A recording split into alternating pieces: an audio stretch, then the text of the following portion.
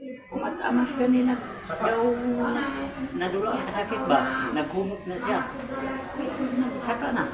Pero dito sa pulpit, patay na ka dito. Patay na. Tapos na pick off ka na. Oo. Tapos Dito sa to- simbahan mo. Patay na siya dito. Mga pila ka minuto. Pila ka oras? Mga Sugado ako oras. Patay. patay na. Tanan ng mga bata ko ano. Basta ang akong na ba, basta binuo ko.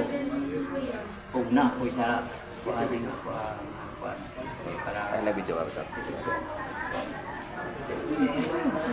ayun. Basta istiri ang ginoo. Amen.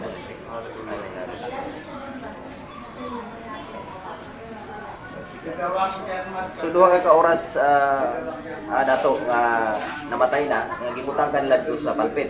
Katubangan ng simbahan. Patay na ka to. Isa yung nagdala ninyo dito. Sila. Sila tayo. Itong mga bata ko ba? Asa? Kamo nagdala sa palpit. Tapos patay ni siya. Patay na ka oras.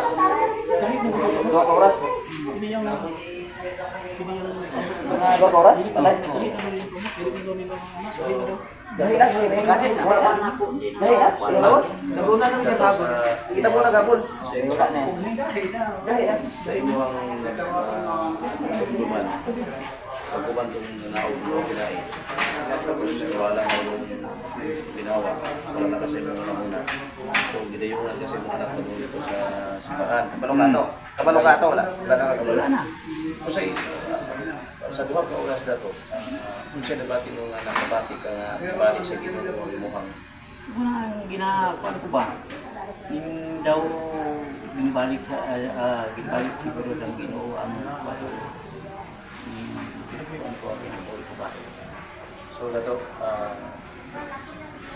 naningit pagtungog na mo sa dili balita, kundi testimony.